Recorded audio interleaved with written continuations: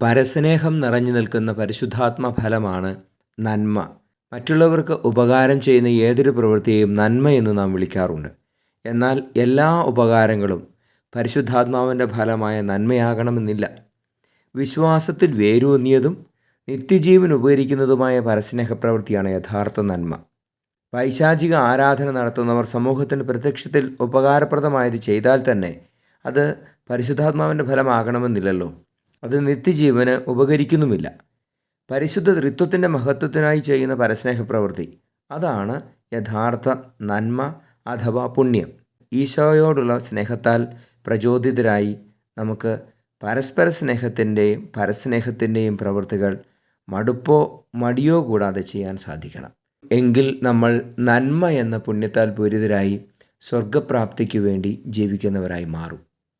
ഈശോ അനുഗ്രഹിക്കട്ടെ. Ave Maria.